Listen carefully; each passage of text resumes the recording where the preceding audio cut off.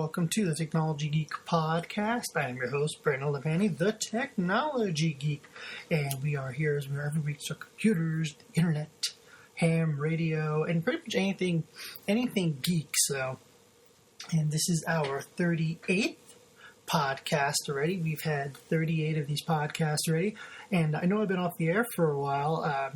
A lot going on, newlywed and all that type of thing, and as well as some birthdays and things of that with the new family. So like I said, I try to get these up as much as I can, but sometimes it gets a little bit difficult now with everything else I got going on. So, but we are here today, and we are also as well we're going to as well be doing a live broadcast as well through Pal Talk. We're actually working on the linguistics of that, so hopefully that'll be up fairly shortly. So, some other news as well. We actually we actually upgraded some equipment here in the studio. I got an audio Tektronix microphone now that I upgraded. The old mic was getting a little up there in age, and plus two, I think I definitely needed an upgrade. So. So it is what it is, but we upgraded the microphone a little bit, and plus two, as you guys know, I also talk about audio and music and audio quality and stuff like that, and video quality and stuff, and I'm very, very big into doing high quality audio, and you need the tools to do that. So we actually have upgraded our microphone setup here, and we have a new digital equalizer. And it really is, I'm really glad that we're upgrading our microphone and giving you the best quality sound as possible. So, anyway, long story short, this is our 38th, podcast. And, as always, it's always delivering you guys the best quality podcast I can. First of all, I want to go ahead and take a shout out over to our friends at ManGrate.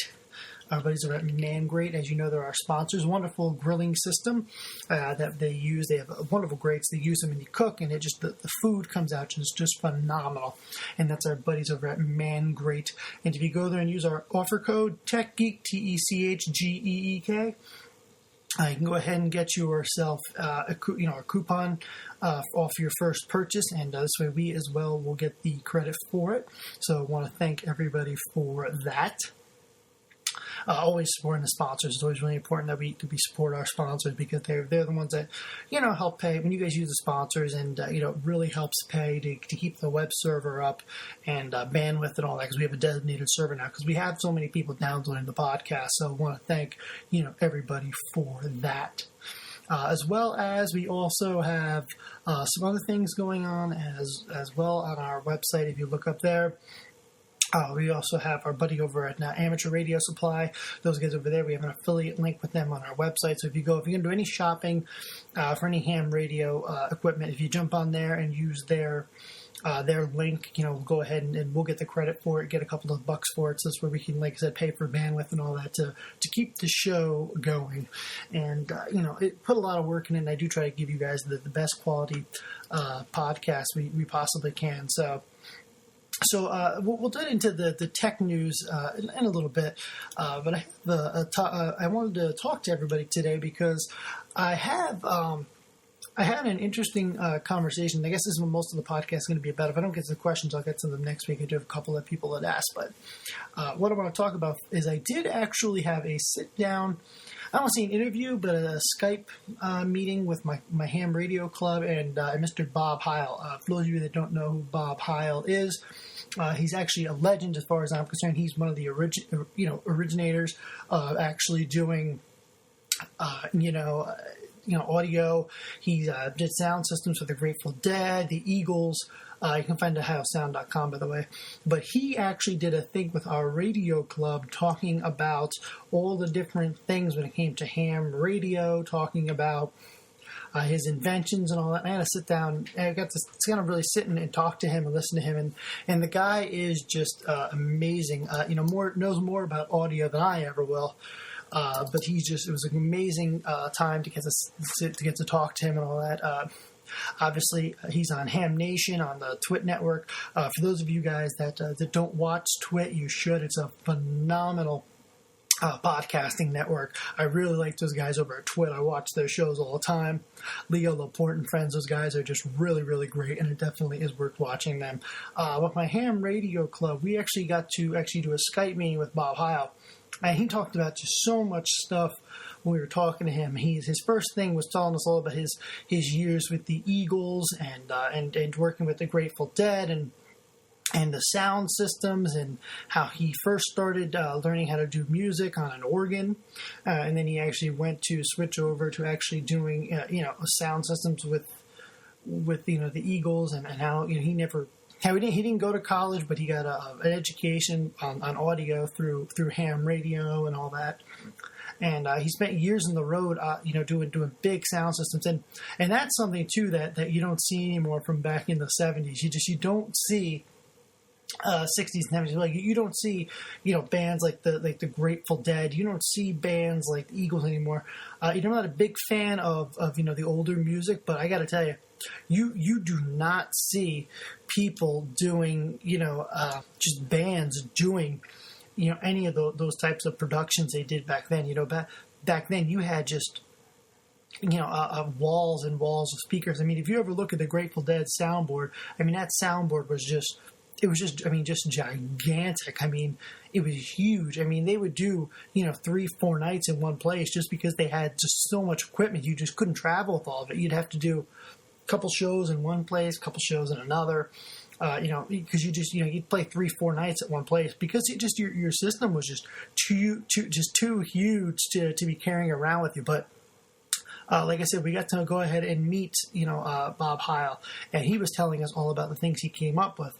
What was really neat was he talked to us. A big thing he talked about, and I didn't know this, was talking about the Fletcher-Munson curve, and that was really something that he's used to design his microphones, whether it be professional or amateur. Used that knowledge to actually go ahead and really use the knowledge of how the Fletcher-Munson curve works to understand how people's ears work and understand how to actually make microphones that'll work good, and how to make audio equipment, audio setups that'll actually work good, for those actual particular for particular people. He was telling us that when he goes over to Europe, especially over in China or Japan, he ends up having to retune whole systems because Chinese, Japanese people, the way, and anybody, even in Germany and stuff like that, just because they've grown up in a different environment, different climate, and all that, their ears and the bones in their ears and their eardrums and all that are just a little different than ours over here in America.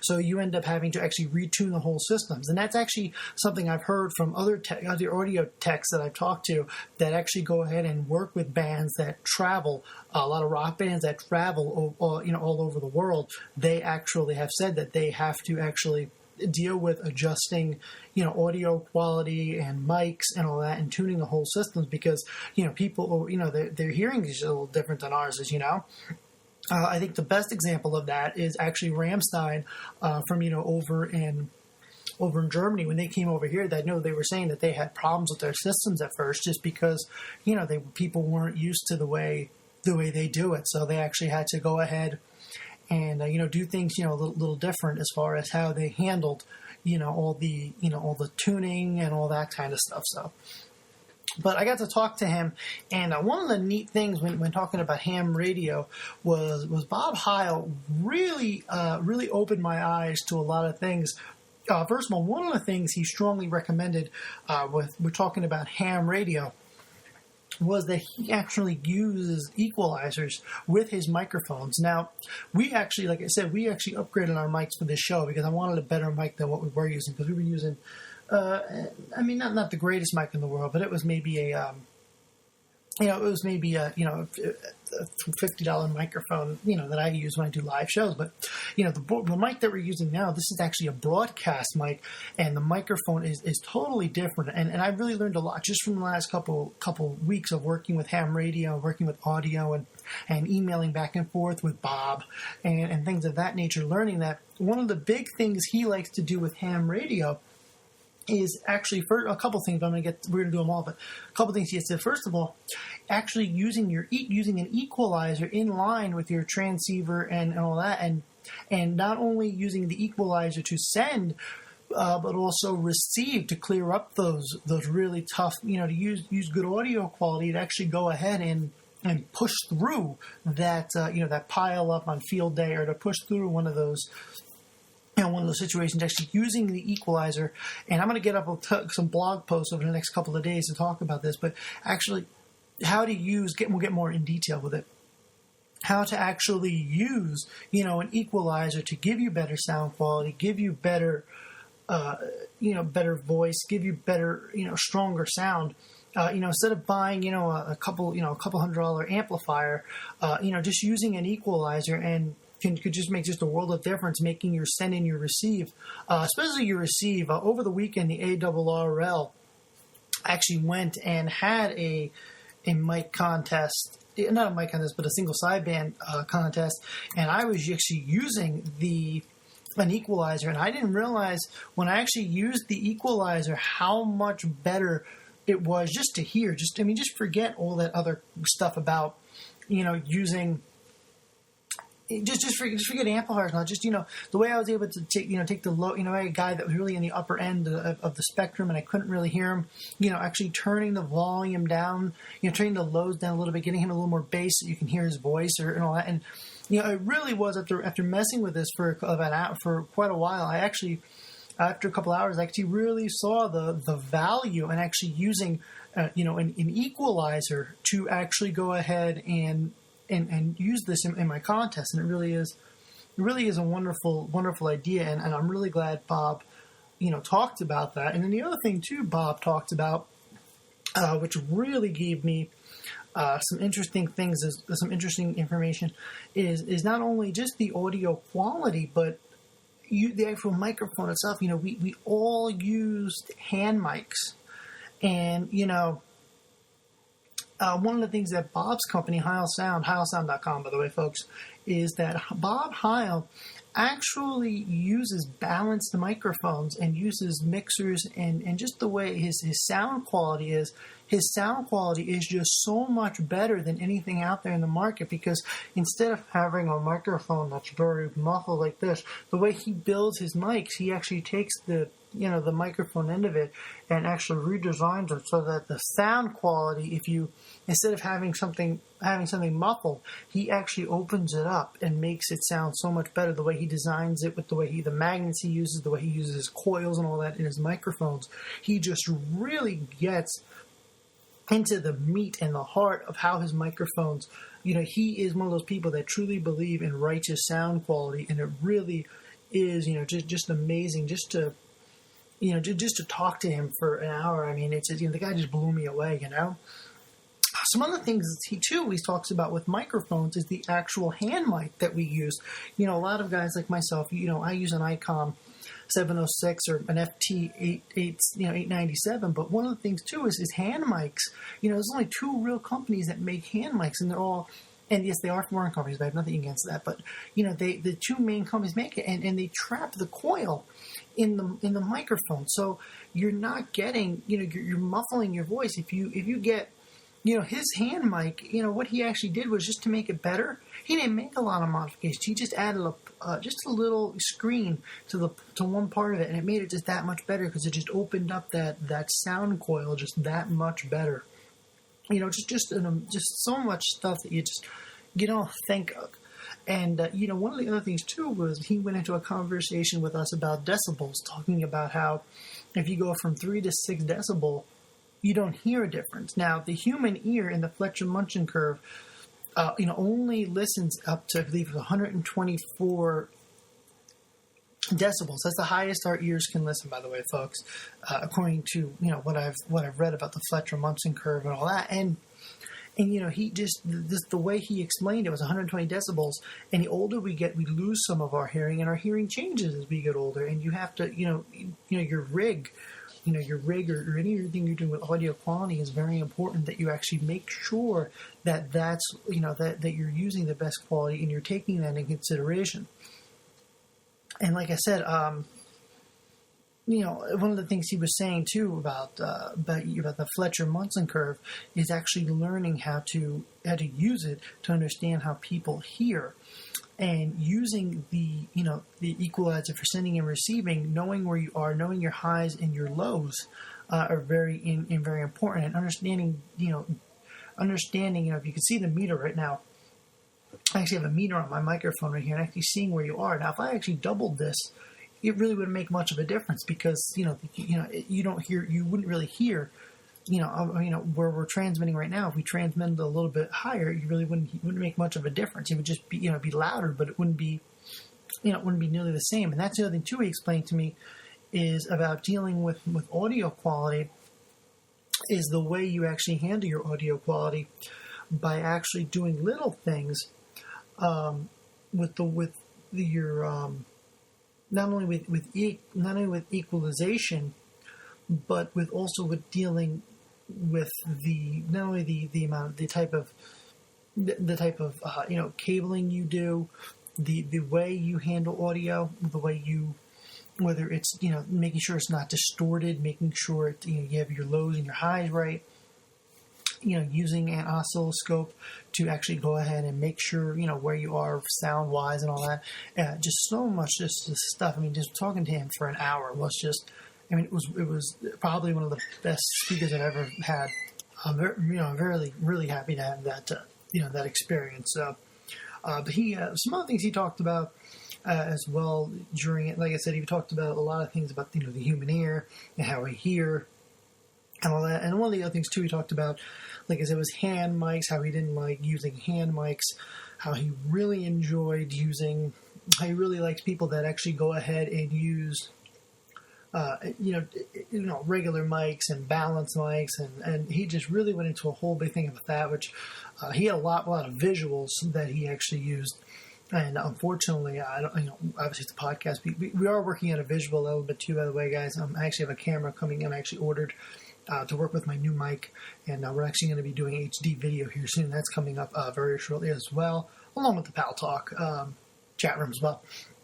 But some other things as well, folks, like I said, talking about, he was speaking, some of the other things he talked about, this new headset that he had, how he's talking about Beats headphones, how they're very bass heavy sound, where what he was actually telling us was the soul, and some of the other particular headphones aren't actually as bassy, and they're actually what they do is they take a lot of times he was saying that headphones have become more of a thing of fashion, which we all know that, but what he was saying is that the headphone speakers, that they actually wrap them in metal and things like that, which actually cause a tinny sound or cause distortion with the magnets. So he actually is coming out with a new pair of headphones. They're actually not that pricey. Actually, I think a pair of Beats would set you back more than what his headphones would.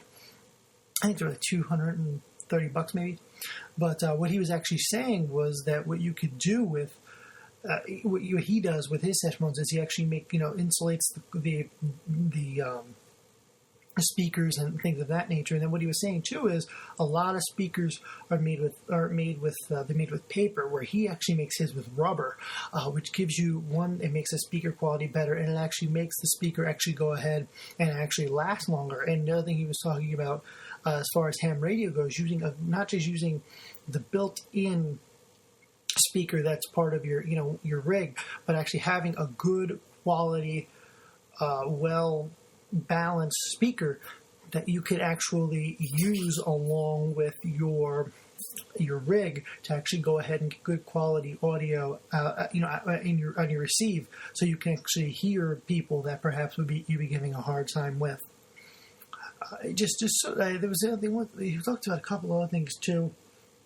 Obviously he talked about headphones, and the other thing he talked about too was adapters. His company, Heil Sound, anybody that's looking for any type of adapters, his company makes just any type of adapter for pretty much any radio to work with any microphone. If you need any type of adapters, go up to his site, by the way, and check it out, heilsound.com.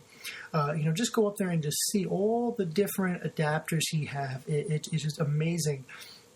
And the other thing I really liked about him is he's all about quality and all about sound, and I was so excited to actually meet with him. So to give you some other information as well, the other thing he talked about too is the future of ham radio. Now, obviously, he's on Ham Nation, and he is a bit more of a public figure, just like Art Bell is and people like that. He's a ham radio operator. But one of the things he said he noticed, especially over the last couple of years, is the way we're getting a lot more hams. The hams are getting younger. And some of the other things, too, he noticed is that a lot of people, younger people, maybe are getting away from maybe the tube radios and some of that, but actually going with software-defined radio.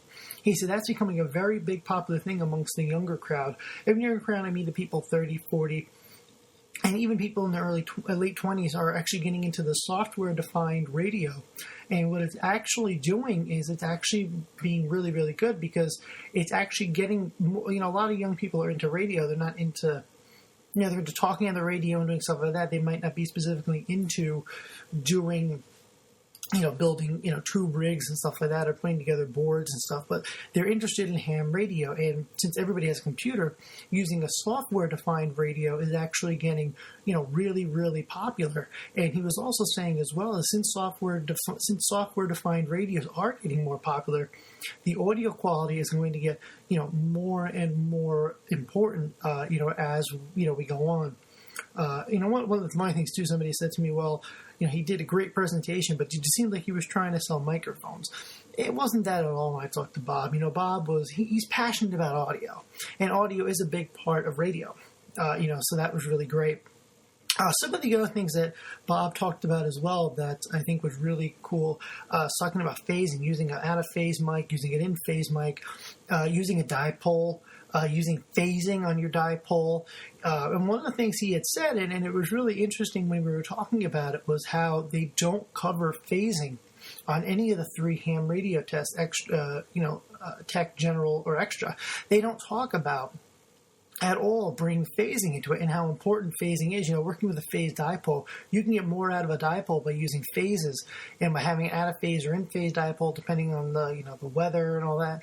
And you could really get a lot more out of it in distance and all that, especially in the upper bands. And he was saying that that's one of the things they don't cover in any of the tests, and most people don't know about, is using phasing with microphones or using phasing with antennas. They just don't cover it anymore.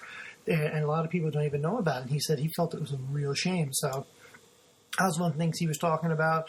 One of the other things, he was talking about as well, like I said, we got into his Heil talk box. For those of you that don't know, it was being used by Joe Walsh of the Eagles.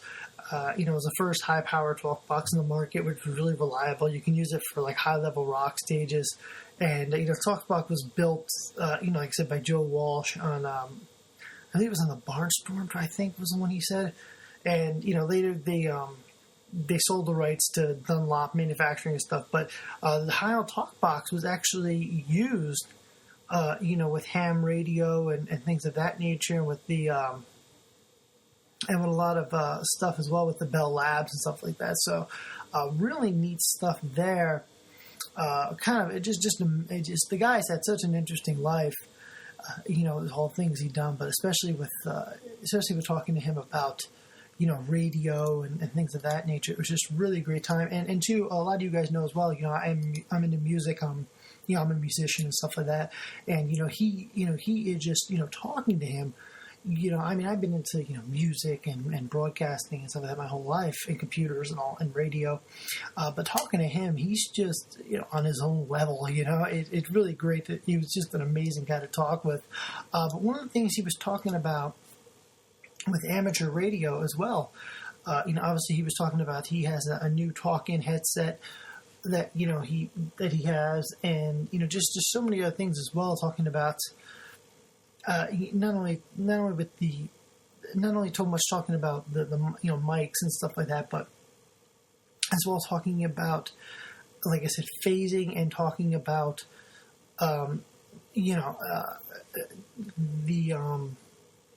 about how he got started and with starting out with the organ and tuning the big organ in the room, and he said it was so funny, and then building his first big speaker wall. And then obviously he said, he really laughed, and he said that he goes to these he still works, doing audio and stuff like that. But he said he goes to these places, and the sound engineer will be asking him questions. I'll be telling the guy what to do, and the guy will be like, where'd you go to college? He's like, college.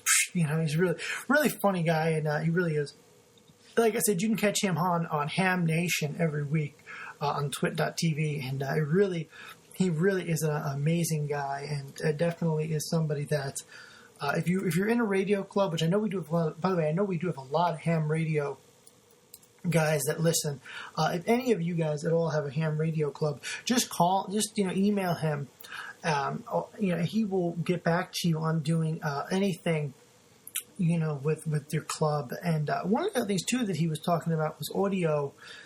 With audio quality, the difference between 96K, 128K, all that type of stuff, and how that really, really affects your when you're listening to music and stuff like that, or listening to any type of audio, actually talking about your actual what bit rate you listen to your music at, and it just makes a whole world of difference. So again, it was really, really a fun experience to talk to Bob.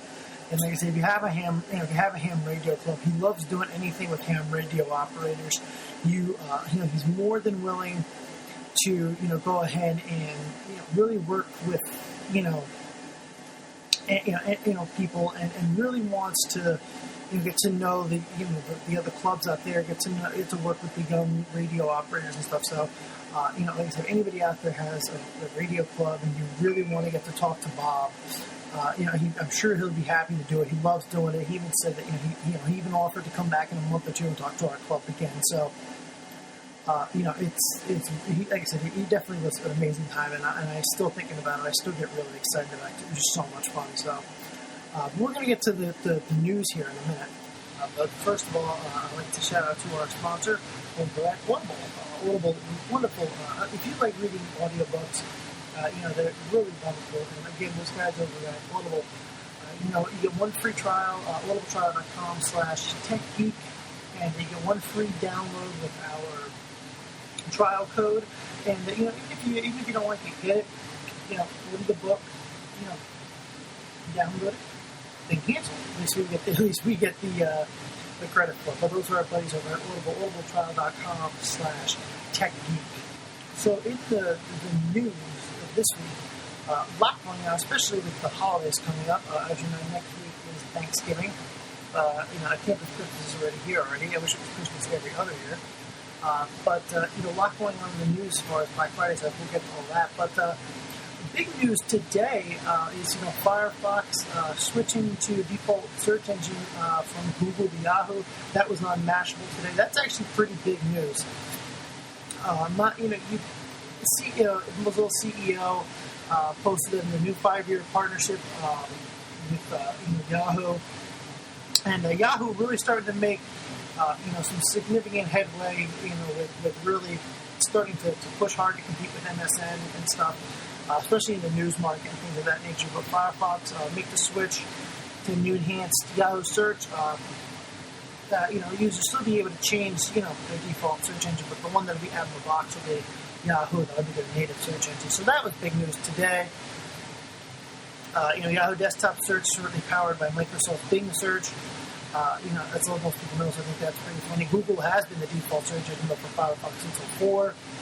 And it looks like, Melissa Mayer is trying to go ahead and mix things up, so good for them. Some other things as well, folks. Amazon Fire users actually get a new Washington Post app. I thought that was pretty neat. As most people know, Jeff Benzo bought the Washington Post. Well, apparently now he bought it. By the way, Amazon didn't buy it. He personally bought it. But now apparently, all the people that have the Amazon Fire will actually go ahead and get the Washington Post app. So that's pretty neat. Nothing wrong with doing both cross-promotional things, especially when you own Amazon, So some other things that really neat. Chrome 39 launches 64-bit for the Mac OS X, which thank goodness for that. I had a lot of people that actually had problems with Java because of that. So I'm really happy that they actually went ahead and actually released that. Because it's been a couple of weeks now. I've had quite a few people struggling, and I kind of had to tell them just wait and until Chrome releases a new version, but it's out now, so at least that's taken care of. Microsoft releases an out-of-band security patch for Windows. That was in the news as well this week, folks. Big news, there, because it hit almost every single, version of Windows out there. So the patch affects, some of these major platforms, obviously, 7, 8, 8.1, 2012, 2012 R2, all that good stuff. So that was actually released. I believe it was Tuesday, I believe. So, some other things going on as well. Amazon apparently is going to launch a travel service in January. That was in the news this week. So we're talking about Amazon. Some other stuff as well. FreeBSD 10.1 release. That was in the news this week. Some other neat security news. Apparently 81% of Tor users now can actually go ahead and be tracked by following their router information. So that was in the news as well this week. So, if you're reading the news at all, that's definitely huge news. So Xbox One finally gets HBO Go. That was in the news this week. Obviously, we're talking about Black Friday. Walmart apparently going to match Amazon prices in all their stores. That was in the news. That's actually pretty huge. That's something that Walmart has not been doing, and apparently they're going to do it now to go ahead and really try to compete with Amazon. And I think all the big box stores are trying to compete with the online retailers nowadays, and they have to be competitive. So they're doing what they can. And some other neat stuff as well that I actually saw was actually a video up on YouTube, and I'll throw it up in the show notes. Tony Hawk, when he was riding the first hoverboard, I just think that's so cool. I mean, obviously Tony Hawk, synonymous with extreme sports, and now he's actually going ahead and riding a hoverboard. So I think that was really, really cool, and I don't think they could have picked a better person to actually go ahead and ride the first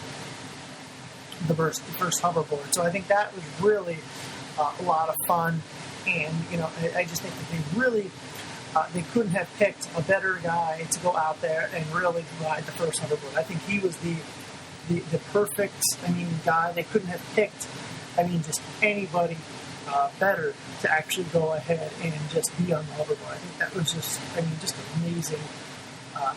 For him to be the first hoverboard rider. That's awesome. So, as always, we always have our question and answer section. Not a lot of questions to be answered because it's been a couple weeks since I've actually been on the air. And I'm sorry about that, guys. Like I said, a lot of stuff going on with the family and being a newlywed and all that type of stuff.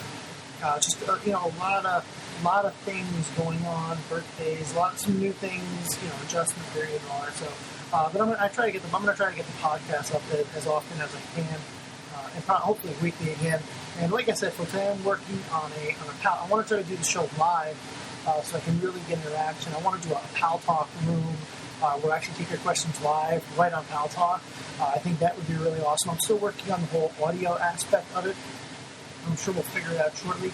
And the heat turned on, and now I'm getting all the noise in the background of the show. But what we're trying to do is I really want to do a Pal Talk room like that where I can actually interact with everybody. I'd rather do it that way. A lot of people were saying, well, why don't you just go ahead and,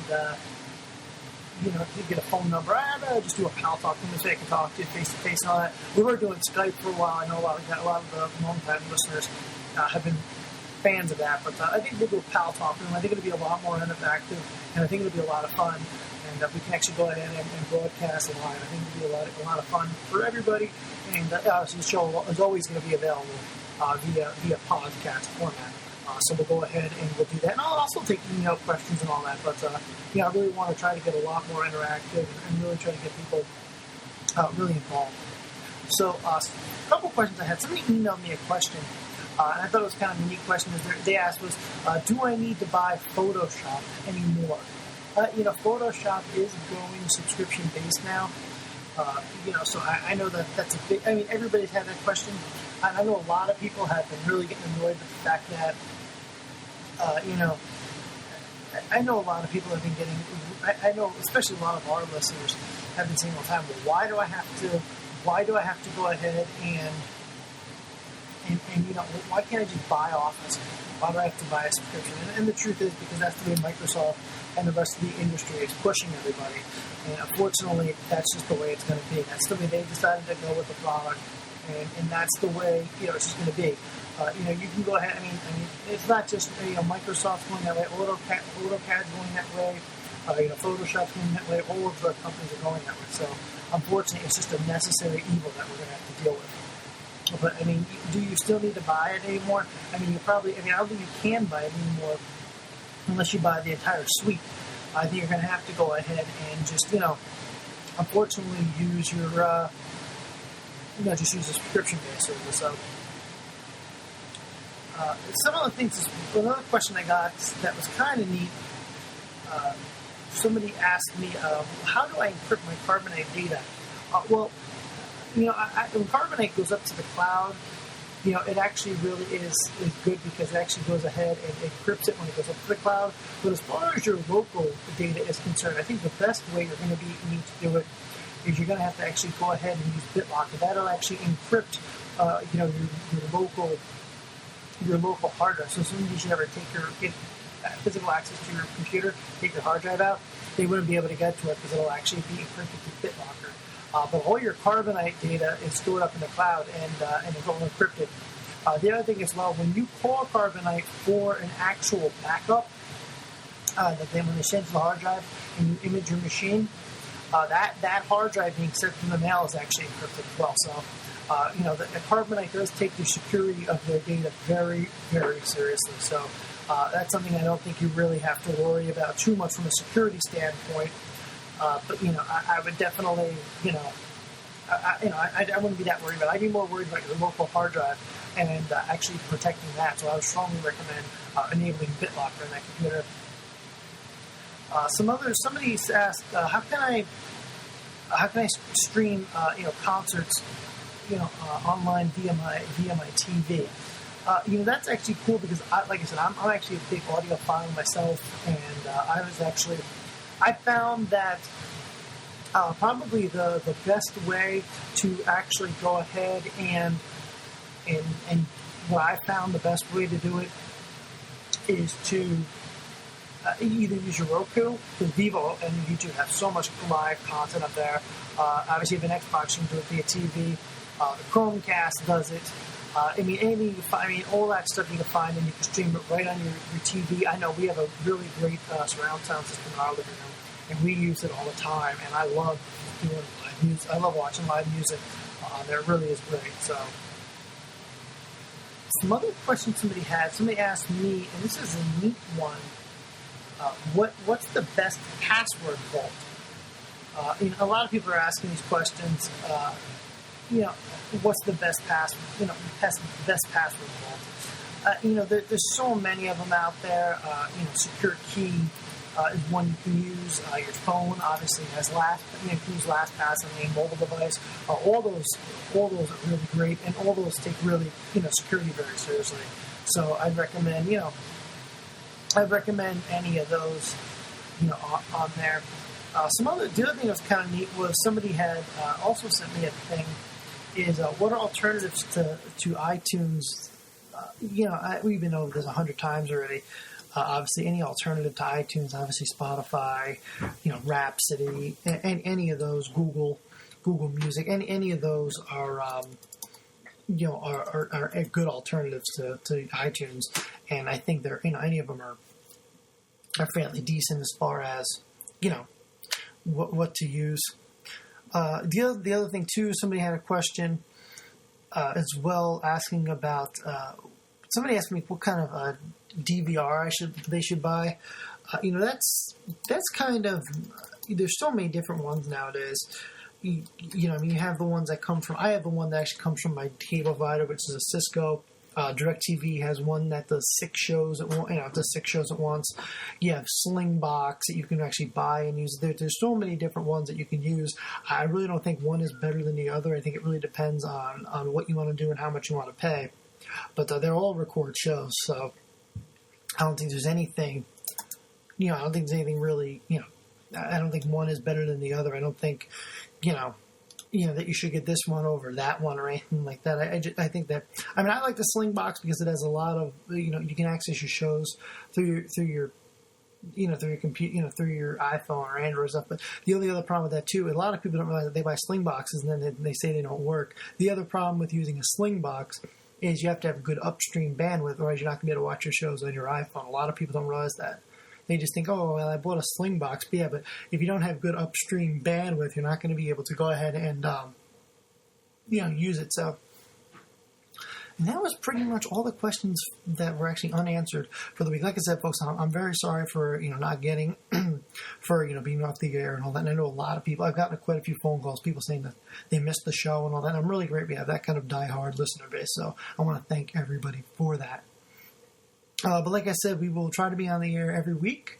And I want to say our last sponsor of the day, obviously, ProXPN, great VPN hosting, the cloud-based VPN hosting, very good, works on your phone, your computer, your Mac, all that stuff, ProXPN. And if you use our offer code TechGeek, TECGEK, at checkout, you actually get, I believe it's 20% off the lifetime of your membership. Again, that's proxpn.com, and they're a cloud-based VPN solution. You should always use a VPN, especially if you're going to be doing any of your banking or anything confidential data. You really need to keep it safe, and the best way to do that is to actually go ahead and use a VPN, and ProXPN, those guys have a wonderful VPN solution. So go ahead and use those guys. And again, if you use our offer code, we appreciate it. This way we go ahead and get the credit for it, just like all of our sponsors, but Great and Audible and any of those guys. So I want to thank everybody for listening. And we will see you next week. As always, you can find out about all of our podcasts on the technologygeek.org, on our Twitter, and on our Facebook, and all that stuff. You can find all of those up on our website, thetechnologygeek.org. Thank you very much.